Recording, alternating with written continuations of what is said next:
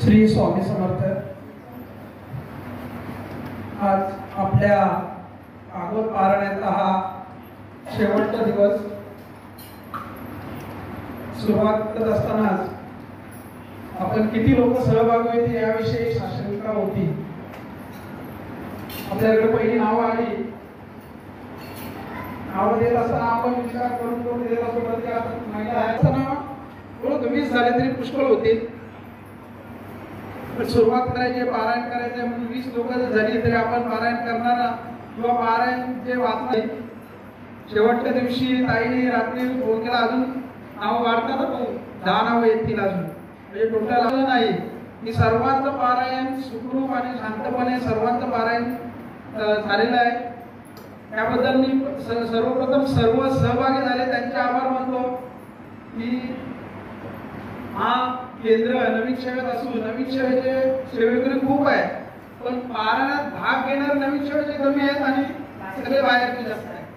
म्हणजे जे पारायण आता आपली आरती आहे त्यावेळी सेवेतले खूप लोक येतात, पारायण करण्यासाठी सेवेत आहेत आम्ही 2-3 म्हणजे 4-5 लोक आहोत। बाकी सगळी इतर केंद्रातून ताईंच्या आहेत आणि इतर केंद्रातून पण लोक आली, त्यांचा पण इथं पारायण झाला।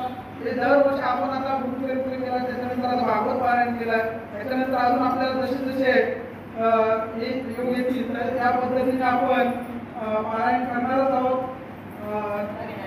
सहभाग घेतला त्याबद्दल सर्वांचे ताईने आम्हाला जो सहकार्य केला, त्यांनी आम्हाला वाचनासाठी प्रत्येक वेळी आम्हाला सहकार्य करत असतात। त्यांनी मल्हारी सप्तशतीपासून आम्हाला सहकार्याची भावना जी ठेवलेली आहे ती अशीच पुढं त्यांच्या आणि स्वामींच्या कृपेने आमच्या पाठीशी त्यांची सहकार्य राहावं ही सदिच्छा व्यक्त करतो आणि थांबतो। श्री स्वामी समर्थ। आपल्या सगळ्या सेवेकरांचे आम्ही खूप आभारी आहोत, तुम्ही एवढं सहकार्य केलं आणि त्यात मोठ्या सहकार्य म्हणजे साळुंकी ताई, त्यांनी ह्या मार्गात आम्हाला खूपसे योगदान केलं आणि असंच ह्या भक्ती मार्गाचं योगदान तुम्ही आम्हाला सतत करत राहा।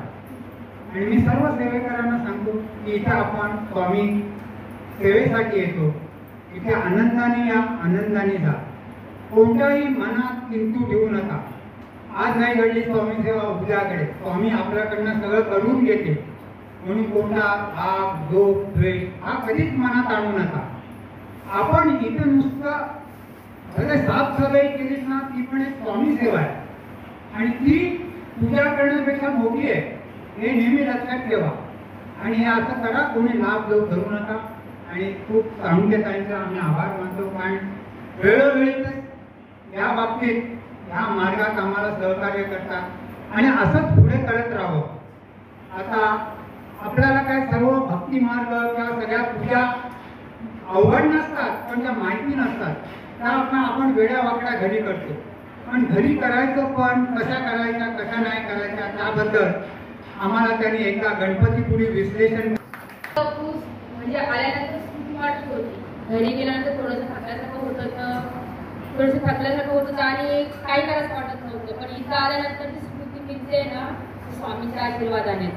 श्री स्वामी पारायण कसं होणार नाही याकडे जास्त ते मार्गक्रमण करत असतात। कुठले तरी अडथळे मग घरातले असेल ते सोडायला रोज यायचे, न्यायला पण यायचे, पण घरी गेल्यावर असा त्यांच्यामध्ये वार्तालाप व्हायचा।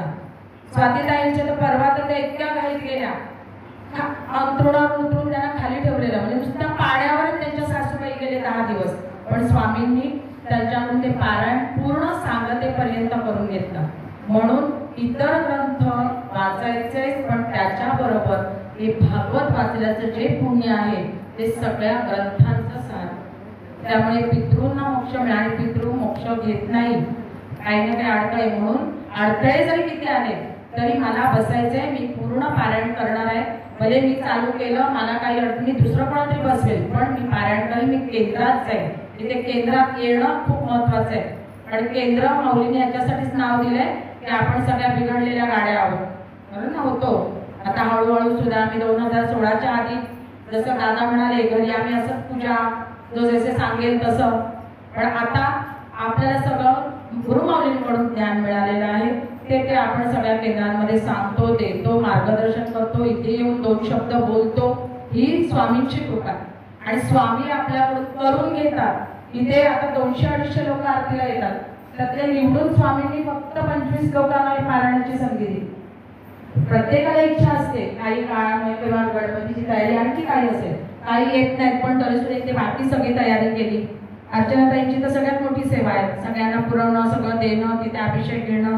आता त्या अभिषेक शिकल्या म्हणून आज जरा बरं झालं लेट आली ती, त्यांना म्हटलं अभिषेक घ्या.